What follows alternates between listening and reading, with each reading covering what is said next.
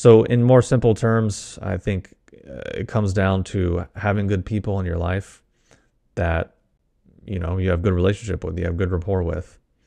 I think it comes down to living a life that you're actually proud of, that you actually feel good about, and actually reflects your morals, your values, your belief system, your identity, and those things aren't in massive conflict.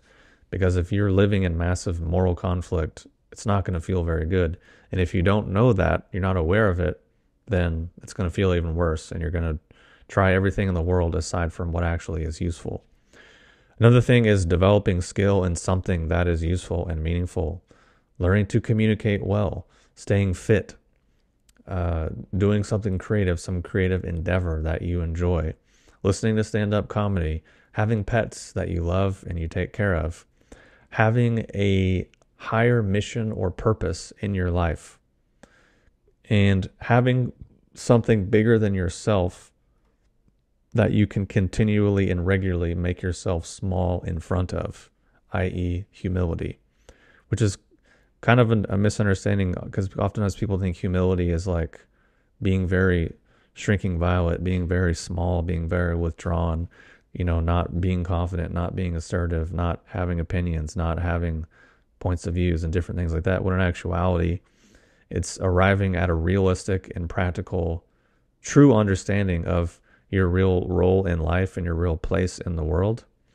And however that you want to symbolize that or manifest that or whatever it is basically in general something that's much larger than you, that you are much smaller than, and you can kind of put yourself below it, put yourself beneath it to create some kind of state of humility. And the trap there is that people will get caught into inaction, get caught into any manner of, again, not taking responsibility and more or less just being kind of stuck, which is not really the point, because they'll take things from Eastern arts about letting go and non-doing, completely misunderstand what that even means, where it even comes from, the actual context and application of that thing, and just use it as an excuse to be apathetic, to stay stuck, to not develop the useful attributes of being an adult, not being a competent, effective individual. They just use it as another excuse. Another thing is doing what you say and saying what you're going to do, and having those things go together. Basically do what you, or like say what you mean what you say, and thereby seek to minimize your internal moral conflict and seek to understand your own level of hypocrisy, because you're a human. We all are all dealing with these issues. Doesn't mean any one of us is better or worse. It just means it's a natural part of humanity that we all inherited as being a human being.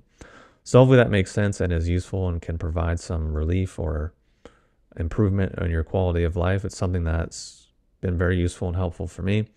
And at least for me, one of the big things that really wound me up for so many years and made me feel so angry and feel sort of like isolated and depressed and whatever, is that I really didn't have clarity on what I actually thought and felt, and I couldn't really communicate that.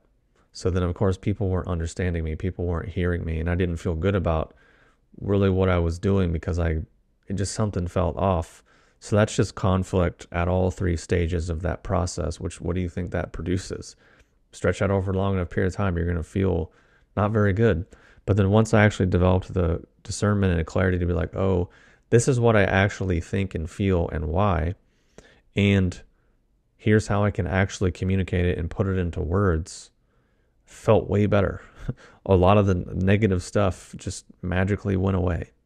So I can't say that that's going to be the same for everyone, but at least for me, very useful, very helpful, very practical, and solved a lot of problems, prevented a lot of problems, prevented me from going down a lot of negative pathways that in the past I would have just wholeheartedly dove into, because at a certain point things become visible to you inside of yourself, and then it becomes visible in other people, and you can recognize it for what it is and understand it, which can allow you to make a more informed decision, and it can allow you to have a greater sense of understanding for someone else, understanding where they're coming from, understanding their life experience, and be, a bit more empathetic and just in general understanding as a person and seeing things hopefully from a wider perspective. And at least for me, I can say the first and the most general, widely beneficial thing is being more harsh, critical, and judgmental. Now, obviously, that's a little counterintuitive and might not make sense, so let me unpack that. I don't mean being rude to people or being unkind or feeling morally superior or feeling superior to people in any way, shape, or form. It's not what I mean. It's sad and unfortunate that so many people construe those qualities, attributes, and functions with those other negative aspects, when in reality, they're different things. And why I think this is important and useful is because I think one of the major reasons why people are stuck in negative emotions, stuck in situations in their life in general that they don't enjoy and that are making them feel poorly, is because they maybe don't understand it clearly. They don't understand what's motivating them, pushing them, drawing them to that situation, and what they might think they're getting out of it. They don't understand that situation in general. So these two things, the connection between what they think and feel on the inside and the decisions they're making, and then the actual experience and why those things are occurring and the results those things are producing. So actually being critical and judgmental of that thing to arrive specifically at a place of clarity of actually understanding that situation and understanding yourself and understanding why you're there can actually inform you to be able to make a better decision, which might make you arrive at a better situation, a better environment, which would naturally cause the negative feelings and emotions to naturally subside.